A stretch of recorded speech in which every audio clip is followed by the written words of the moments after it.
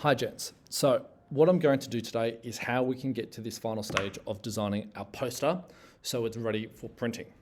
Obviously before this stage you'll be looking up your image, finding what you wanted to do for your image and then thinking about what text would go with that as well. This is more from the editing technical side rather than the conceptual standpoint. So what we want to be able to get to is this sort of image where it is on an A3 page. It is our image in a dot pattern matrix, similar to like this. So it looks like it's been made on a printing press, ready for screen printing, similar to Peter Drew's work. And then with a piece of text within it as well, which cuts through the image, and there's a connection between text and image. They're working together for our poster. So how do I get to this stage? First thing I'm going to do, I'm going to have Photoshop open. I'm going to click on a new file. So file new, I'm going to click on print, and we are going to set up as an A3 document. Check your millimeters, 29.7 by 42. So that's the right size. Background color can be white, that is fine. And we're ready to get started. That's it there, all good. So I'm gonna go get my image, which is this koala here. And I'll talk about why I've picked a koala in class to give that a little bit more context. And I'm now gonna paste that here.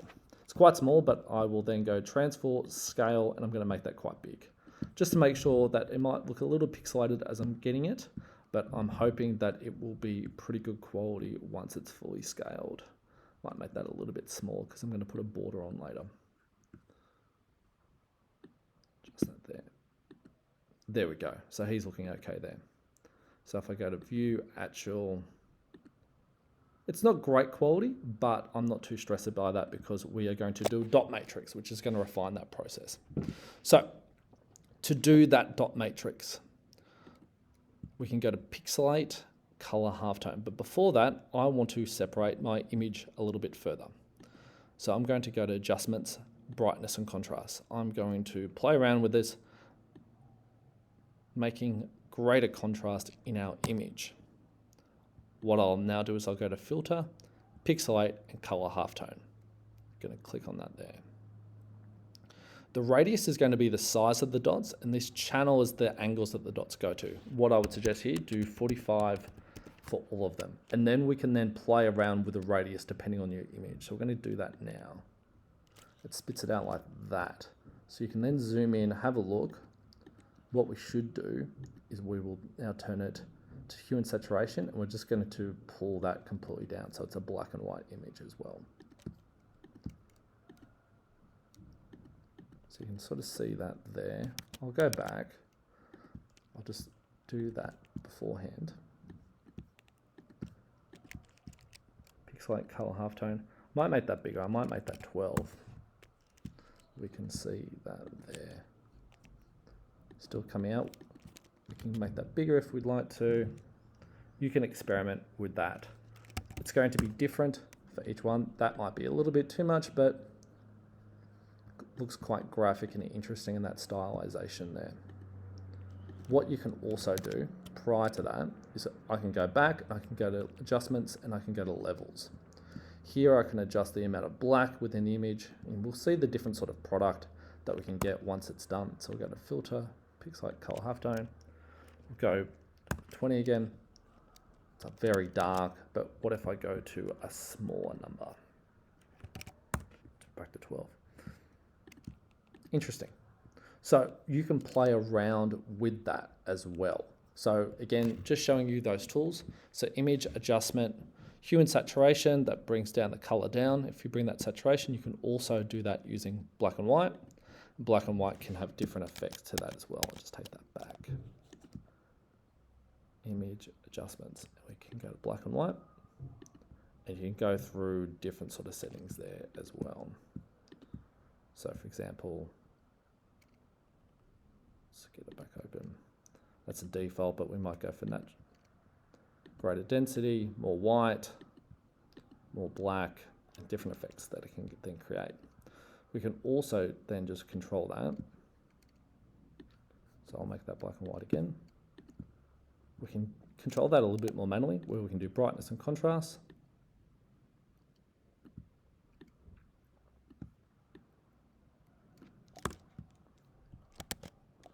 but we can also then do levels as well, where we can pull the strength of the darkness and the strength of the light, but also then the grey tones, the mid-tones in between.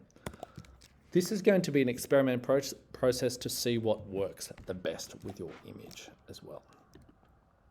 So then I can then go to my color halftone and punch that in and see the results from that as well. We'll work on that case by case basis. Just a small thing as well, what we can also do is we can then separate them too. So for example, I can go to select subject where it's only going to pick the koala up. So we'll do that now. That's our koala. I'm going to copy and paste him so he's a different layer. I'm going to drop that out, the background out completely. I'll make him black and white. Again, it depends on the image that you're going to choose. If you wanted to have a background or not, it might be stronger with negative space, or it might be better with that sort of suggestion of a background, just depending on your image. Color halftone, we can see what that looks like there as well. Again, we've got these sort of quite rough corners. What we can then do, we can go to our eraser tool, making that sort of biggish, but then drop down the flow of it. And then what we can then do is we can go around and do a very soft erase. So it's not so harsh. Might make that a bit bigger so I can go a bit faster. So it's a soft erase. So it's not such a harsh line that's cutting through it as well. We can also bring our background back. We can then make that black and white.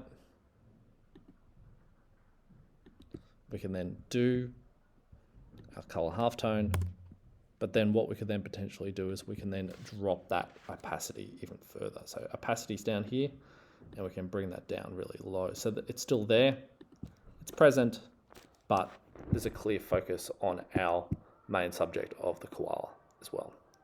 So just a couple of things that you could sort of experiment with. This is going to be an experimental process, just depending on your image. What we'll do, I'll go back to my koala though. So I'll go back to old mate here. Again, I'll repeat the process, black and white. I'll go to pixelate, color halftone, put that to 14. I'm happy with that. Now what I'm going to do, I'm going to get an approximate sort of edge here.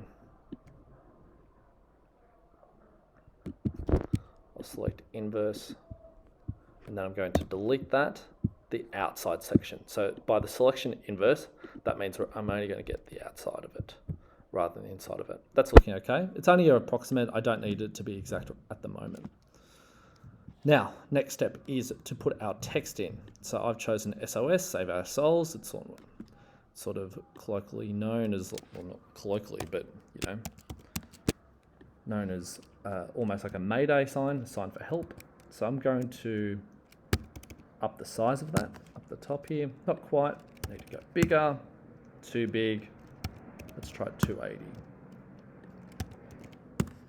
There we go. I can center that and I can bring that down. At the moment, that's white. I want it to be the same color as my background. So I'm going to make that white so it cuts through the image as well. That's where we want to get to. What I would like you to then do, once you've got to that stage, File, Save As, Koala. You can save it as a Photoshop file, that's fine. Save it to your desktop, we're ready to go.